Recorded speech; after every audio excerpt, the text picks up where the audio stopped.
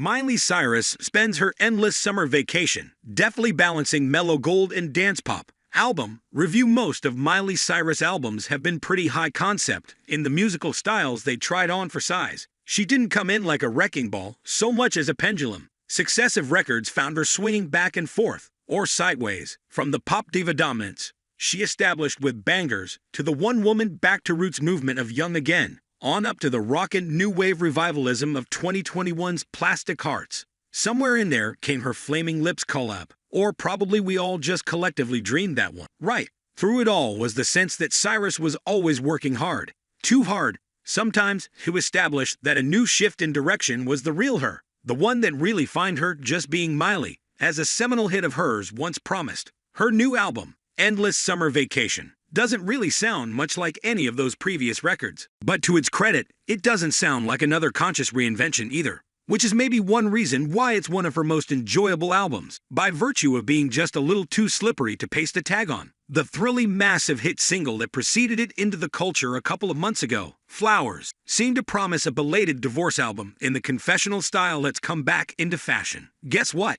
It's not. Flowers, inevitably positioned as the opening track, marks the first and last time on the record you will spend any amount of time hypothesizing about Liam Hemsworth. Well, maybe not literally the last, because the album closes with a quiet demo version of Flowers, but an extended bout of revenge writing is not really where her head is at. The succeeding songs don't get too stuck in the single's post-Dua Lipa brand of disco thump, but neither is there even a hint of revisiting the previous album's Blondie-isms for a second. Having established what Endless Summer Vacation isn't, then what is it? For lack of a better unifying descriptor, relaxed, at least to the extent that anyone as alpha as Cyrus can be. That's not to say that the album is as lazy or laissez-faire as the title might make it sound, but it's a fairly unpretentious pop record that has some stylistic micro-shifts that don't announce themselves too proudly or loudly. In touting the album in advance, Cyrus has described it as having a prettier d.r.e.a.m first half, as in morning, not the radio frequencies, and a slinkier p.e.m second half. That terminology almost makes it sound like a mini-market,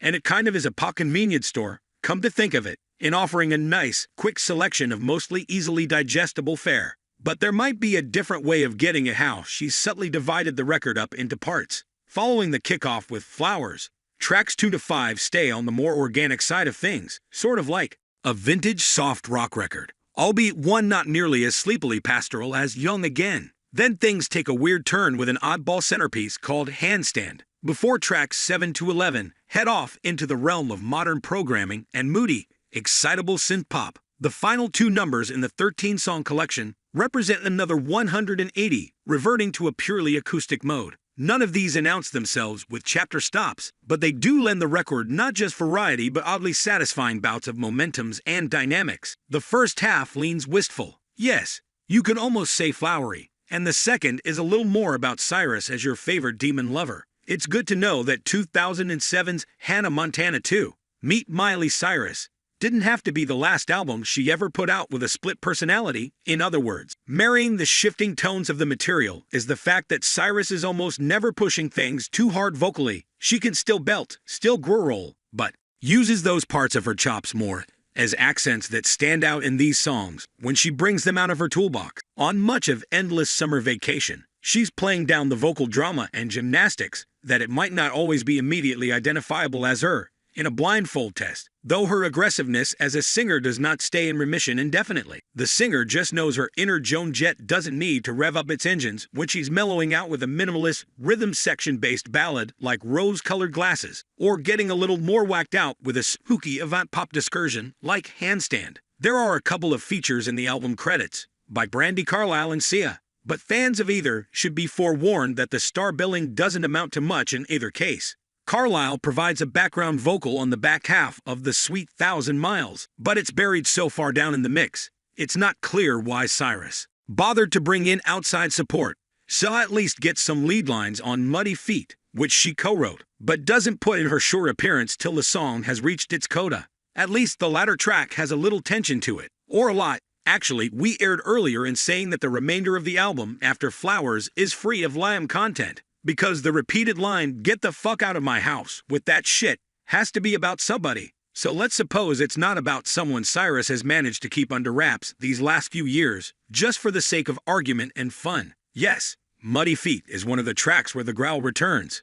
It earns it, on an album that otherwise isn't firing too many shots across any bows. Her fleetingly snarly tone there is less impressive, though, than the slightly jazzy feel she brings to the album-closing reprise of Flowers, which is kind of in the vein of one of Billie Eilish's tradition-skirting numbers. Cyrus also plays it soft on Wonder Woman, an almost entirely piano-focused ballad you might presume is inspired by her mother, or some other stolid and occasionally sad role model. It sounds kind of like a feminist desperado. At the opposite extreme, energy-wise, is the just-released second single, River, which is full of retro synth sounds and Giorgio Moroder-style goodness. Co-writers and producers Kid Harpoon and Tyler Johnson, who worked on about half the album, did not exhaust all the Studio 54 they had in their systems when they did the last Harry Styles record. As it turns out, although most of what they do with Cyrus here is less blatantly aimed at the radio or dance floor, those two are slippery people too. The album has a listless moment or two.